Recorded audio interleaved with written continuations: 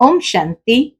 आज 15 अक्टूबर 2022 के बाबा के अनमोल मधुर महावाक्य सुनेंगे। आज की मुरली में बाबा कहे, शिव बाबा प्रेम का सागर है।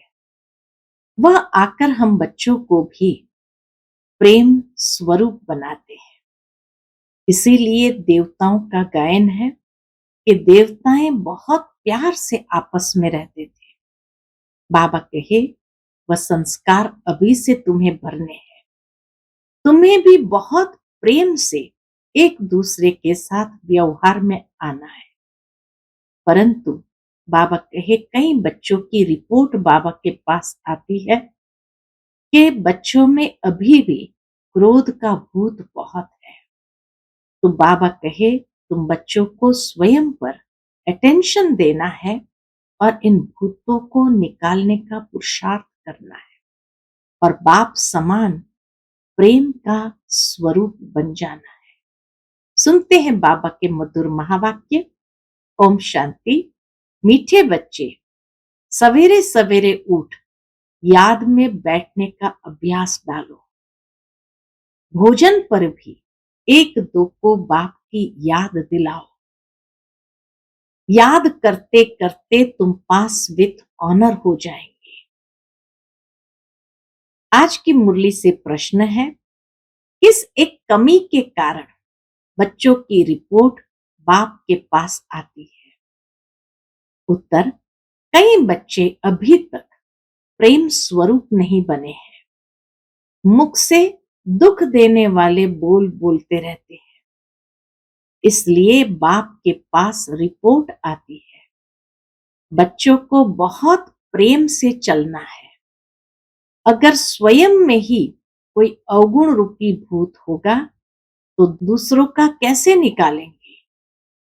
इसलिए देवताओं जैसा प्रेम स्वरूप बनना है, भूत निकाल देना है। बाबा कहे, अगर स्वयं में ही कोई अवगुण रूपी भूत होगा तो दूसरों का कैसे निकालेगा? इसलिए देवताओं जैसे प्रेम स्वरूप बनना है, भूत निकाल देना है। आज की मुरली से पहले गीत बजा है, आखिर वह दिन आया आज। ओम शांति। बच्चे गरीब निवास बाप को जान चुके हैं और बाप की याद में बैठे रहते हैं। बल आंखों से किसको भी देखे, कर्मेंद्रियों से कर्म भी करे, परंतु गाया जाता है, हाथों से कर्म करते रहो, दिल माशुक तरफ लगाते रहो। ब्राह्मण कुलभूषण जानते हैं और उनसे ही बाप बात करते हैं। बाप किससे बात करते हैं? ब्राह्मण कुलभूषण से, कि आधा कल्प तुमने बाप को याद किया है। ड्रामा अनुसार अब तुमको बाप की स्मृति आई है कि सृष्टि चक्र कैसे फिरता है। सारी दुनिया विस्मृति में है। बाप की रचना को और बाप के पतित से पावन बनाने का, वह सर्व की सद्गति करने के कर्तव्य को कोई भी नहीं जानते। बाबा कहे, ये खेल है ही स्मृति और विस्मृति का। बाप की रचना को और बाप के पतित से पावन बनाने व सर्व की सद्गति करने के कर्तव्य को कोई भी नहीं जानते। तुम रचयिता और रचना के आदि मध्य अंत को जानते हो। तुमको स्मृति आई है कि सृष्टि चक्र कैसे फिरता है। पहले बाप ने अपनी स्मृति दिलाई, फिर स्मृति आई कि ये सृष्टि चक्र कैसे फिरता है। हम 84 का चक्र कैसे लगाते हैं? जिन्होंने सतयुग से लेकर कलयुग के अंत तक पाठ बजाया है, वही अभी भी बजाएंगे। सतयुग से लेकर कलयुग तक जन्म लेते नीचे उतरते आए हैं। अब कलयुग अंत में तुम्हारी चढ़ती कला है। कहते हैं, चढ़ती कला तेरे भाने सर्व का भला। तो तुमको सारी स्मृति आई है। इसको कहा जाता है स्मृतिर्लब्धा नष्टो मोहा। किस द्वारा स्मृति आई है? बाप द्वारा।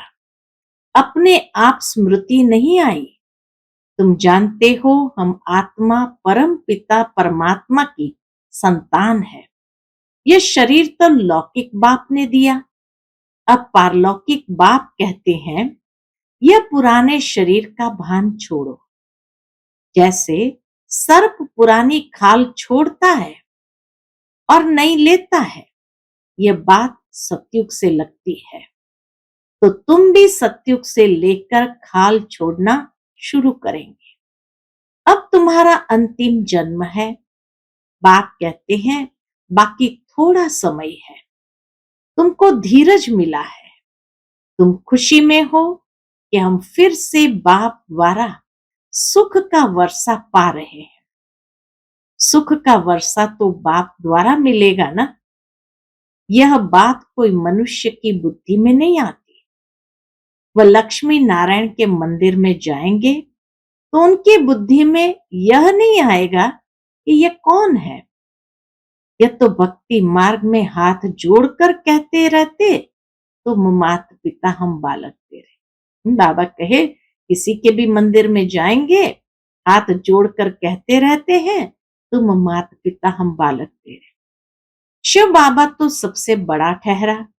शिव बाबा बागबान भी है, क्योंकि नए दैवी बगीचे का कलम लगाते हैं। तो खुद माली भी है और हाथ पकड़कर साथ ले जाते हैं।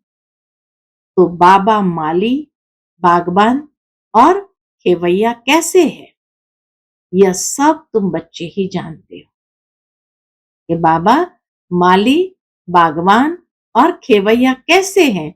बाबा कहे ये सब तुम बच्चे ही जानते हो। ये सब अनेक नाम है। उनको लिबरेटर भी कहते हैं। याद भी उनको करना है। बाबा कहते हैं यहाँ आते हो तो शिव बाबा को याद करके आओ। हमने तो शिव बाबा को अपना बनाया है। ब्रह्मा ने भी उनको अपना बनाया है, तो हम उनको ही क्यों न याद करें। जिस तरह से ब्रह्मा बाबा ने शिव बाबा को अपना बनाया, तो बाबा कहे हमने भी अपना बनाया, तो हम उनको ही क्यों न याद करें। चित्र में भी दिखाया है सभी शिव को मानते हैं। बाबा आत्माओं से बात करते हैं।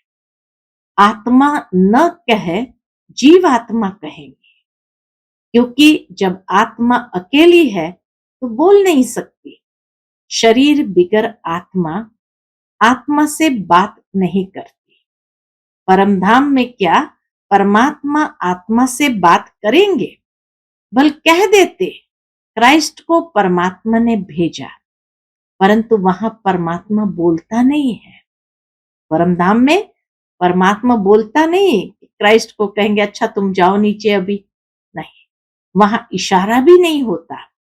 ड्रामा अनुसार आत्मा आप पे ही पार्ट बजाने नीचे आ जाती है। आत्मा में पार्ट भरा हुआ है, तो आत्मा नीचे आकर शरीर धारण कर पार्ट बजाती है। शरीर का नाम तो सबका अलग है, आत्मा का नाम तो आत्मा ही है। हम आत्मा एक शरीर छोड़ दूसरा ले पार्ट बजाते हैं। अब हमको स्मृति आई है और कोई की याद नहीं होनी चाहिए, क्योंकि पुरानी दुनिया में पुराना पार्ट, पुराना शरीर छोड़ नई दुनिया में जाना है। वहां नया शरीर हमको मिलना है, तो इससे मतलब निकलता है कि अभी 5 विकारों को छोड़ना है। वहां हमको नया शरीर मिलना है, तो इससे मतलब निकलता है कि अभी 5 विकारों को छोड़ना है। तो कितनी मुश्किलात होती है 5 विकारों को छोड़ने की। लोगों को कितनी मुश्किलात होती है। देखो बच्चे लिखते हैं काम क्रोध का तूफान आता है, तो बाबा कहते बच्चे दे दान तो छूटे ग्रहण। इस समय आत्मा पर ग्रहण लगा हुआ है। पहले तुम 16 कला संपूर्ण थे, अब 9 कला है। जैसे चंद्रमा की भी पूर्णमासी के बाद धीरे धीरे कला कम होती जाती है, अंत में जरा सी लकीर रह जाती है। तुम्हारी भी अभी वही अवस्था है। बाबा कहते हैं, दे दान तो छूटे ग्रहण। अगर विकारों का दान देकर फिर वापस लिया तो ऊंच पद पा नहीं सकेंगे। यहाँ विकारों की ही बात है, पैसे की बात नहीं। हरिश्चंद्र का मिसाल है, धन दान में देकर वापस नहीं लेना चाहिए। वास्तव में है विकारों की बात। विकार दान में देकर वापस नहीं लेने चाहिए। दिल अंदर देखते रहो। क्या देखना है?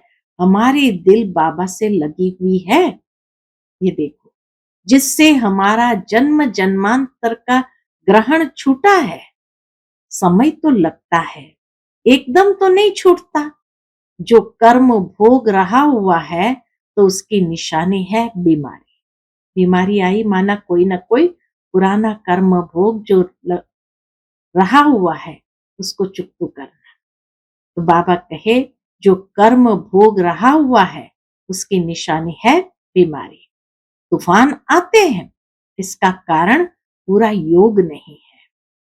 बाप कहते हैं, और संग तोड़ मुझ एक संग जोड़ो।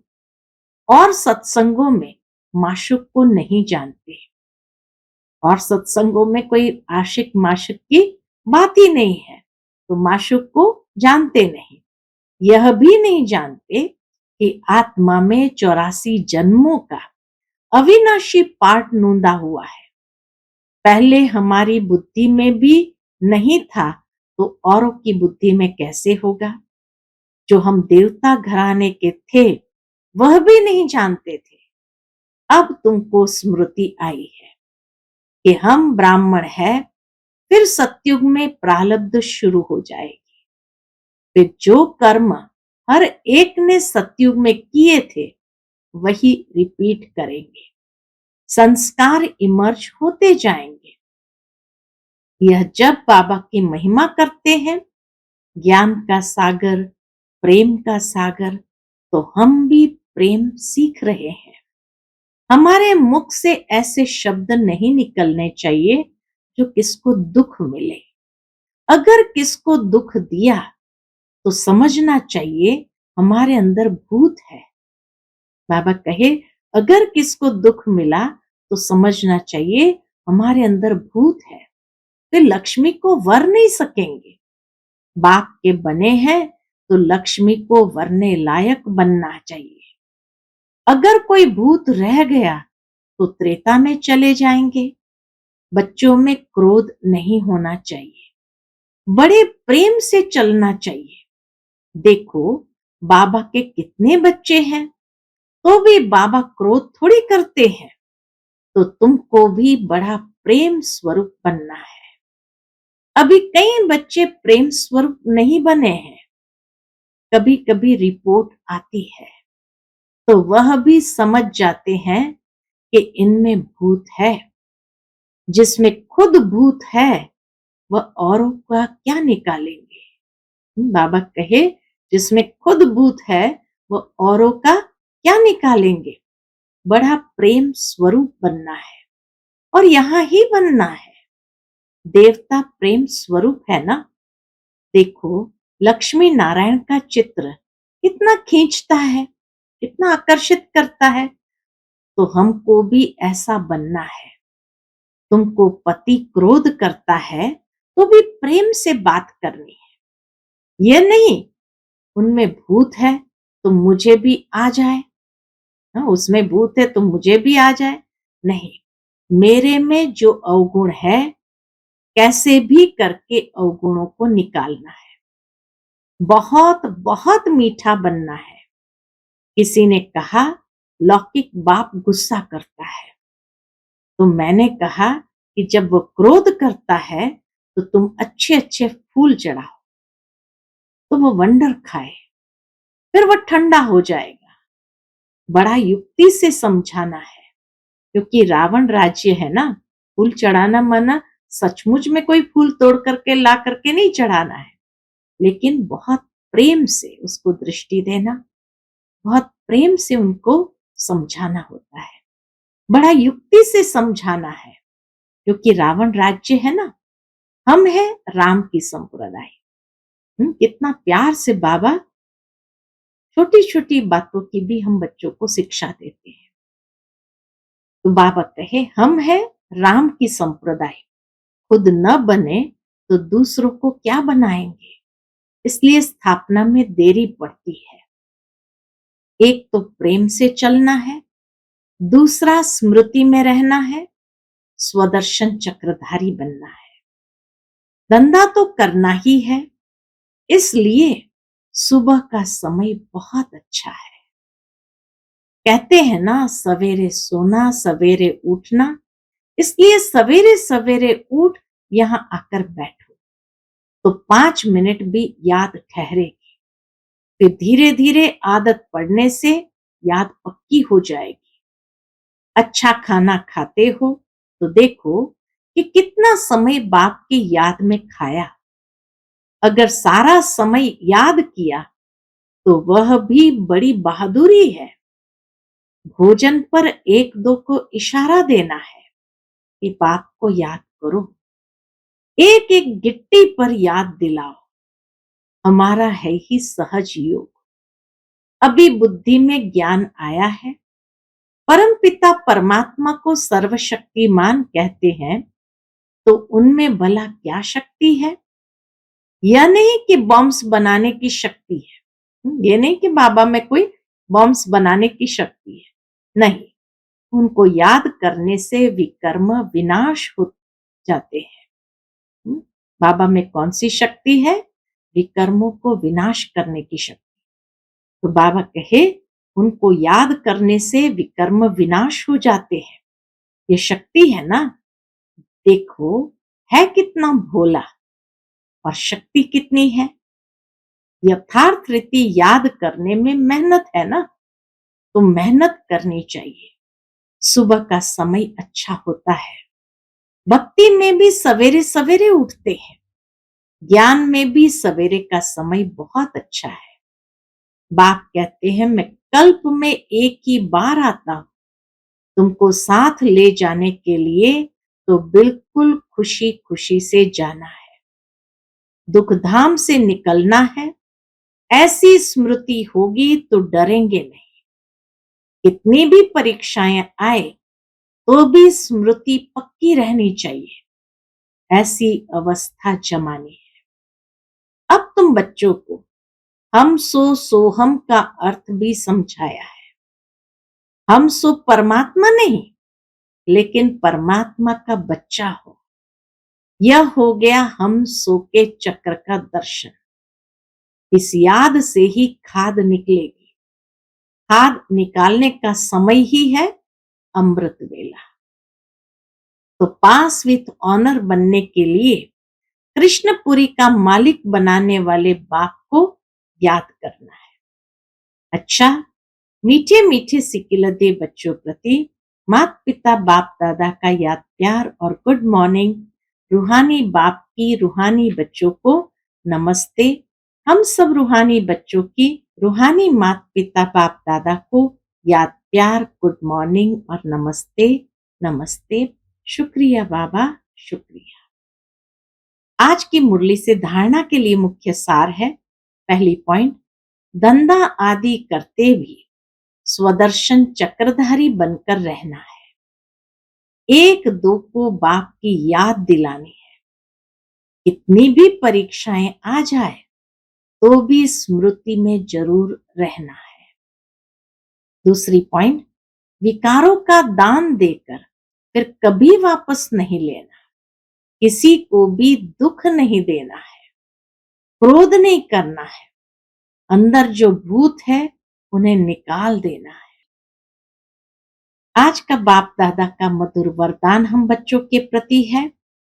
मालिकपन की स्मृति द्वारा परवश स्थिति को समाप्त करने वाले सदा समर्थ भव।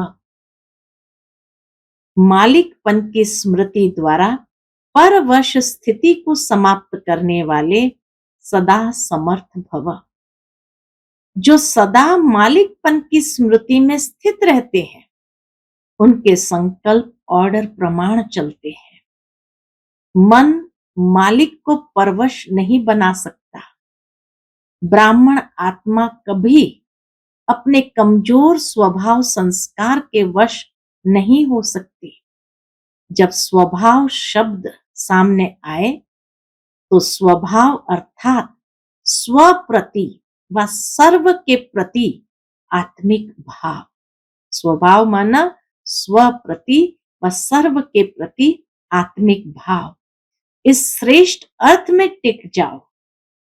और जब संस्कार शब्द आए तो अपने अनादि और आदि संस्कारों को स्मृति में लाओ तो समर्थ बन जाएंगे, परवश स्थिति समाप्त हो जाएगी। आज का स्लोगन है, वरदानों की शक्ति जमा कर लो तो परिस्थिति रूपी आग भी पानी बन जाएगी। वरदानों की शक्ति जमा कर लो तो परिस्थिति रूपी आग भी पानी बन जाएगी। अच्छा, फिर मातेश्वरी जी के अनमोल महावाक्य है। विशेष 2 पॉइंट मम्मा ने स्पष्ट की है। पहली पॉइंट है बदनसीबी और खुशनसीबी। बदनसीबी और खुशनसीबी, अब ये 2 शब्दों का मदार किस पर चलता है? यह तो हम जानते हैं कि खुश नसीब बनाने वाला परमात्मा और बदनसीब बनाने वाला खुद ही मनुष्य है।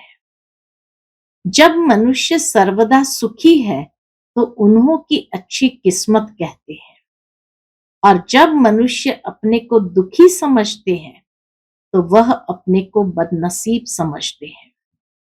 हम ऐसे नहीं कहेंगे, मम्मा कहे हम ऐसे नहीं कहेंगे कि बदनसीबी व खुशनसीबी कोई परमात्मा द्वारा मिलती है। नहीं, ये समझना बड़ी मूर्खता है। परमात्मा तो हमें खुशनसीब बनाता है, परंतु तकदीर को बिगाड़ना व बनाना ये सब कर्मों के ऊपर ही मदार है। ये सब मनुष्य के संस्कारों के ऊपर ही है। फिर जैसे पाप और पुण्य का संस्कार बढ़ता है वैसे तकदीर बनती है, परंतु मनुष्य इस राज न जानने के कारण परमात्मा के ऊपर दोष रखते हैं। अब देखो, मनुष्य अपने को सुखी रखने के लिए कितना माया के तरीके निकालते हैं। बाबा कहे मनुष्य अपने को सुखी रखने के लिए कितना माया के तरीके निकालते हैं। फिर उसी माया से कोई अपने को सुखी समझते हैं और कोई फिर उसी माया का संन्यास कर माया को छोड़ने से अपने को सुखी समझते हैं। मतलब तो कई प्रकार के प्रयत्न करते हैं, परंतु इतने तरीके करते भी रिजल्ट दुख के तरफ जा रही है। कई माया के साधनों को अपनाकर सुखी बनने का प्रयत्न करते, सन्यासी लोग उसको छोड़ करके जंगल में जाकर के साधना करने का प्रयत्न करके उसमें सुख समझते। लेकिन मम्मा कहे इस समय दुनिया के अंदर रिजल्ट दुख के तरफ ही जा रही है। जब सृष्टि पर भारी दुख होता है तब उसी समय स्वयं परमात्मा आए, गुप्त रूप में अपने ईश्वरीय योग पावर से दैवी सृष्टि की स्थापना कराए, सभी मनुष्य आत्माओं को खुशकिस्मत बनाते हैं। दूसरी पॉइंट फिर मम्मा ने ली है, जिस समय ओम शांति कहते हैं तो उसका यथार्थ अर्थ है, मैं आत्मा शालिग्राम उस ज्योति स्वरूप परमात्मा की संतान। ओम शांति का अर्थ मम्मा ने स्पष्ट किया, मैं आत्मा शालिग्राम उस ज्योति स्वरूप परमात्मा की संतान हूं। हम भी वही पिता ज्योति बिंदु परमात्मा के मुआफिक आकार वाली है।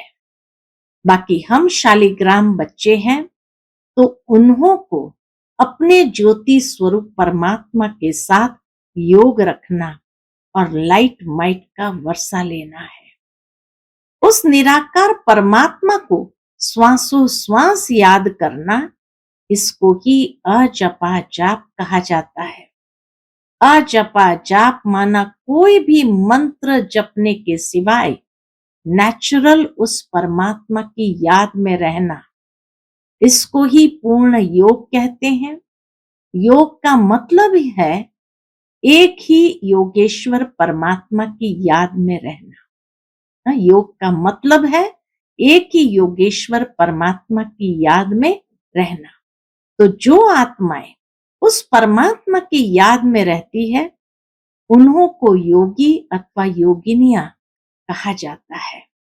जब उस योग अर्थात याद में निरंतर रहे, तभी विकर्मों और पापों का बोझा नष्ट होता है और आत्माएं पवित्र बन भविष्य जन्म में देवताएं प्रालब्ध पाती है। अब यह चाहिए नॉलेज, तभी योग पूरा लग सकता है, बिना ज्ञान के योग नहीं। तो मम्मा कहे अब यह नॉलेज चाहिए, तभी पूरा योग लग सकता है। तो अपने को आत्मा समझ परमात्मा की याद में रहना, यह है सच्चा ज्ञान। अच्छा, ओम शांति।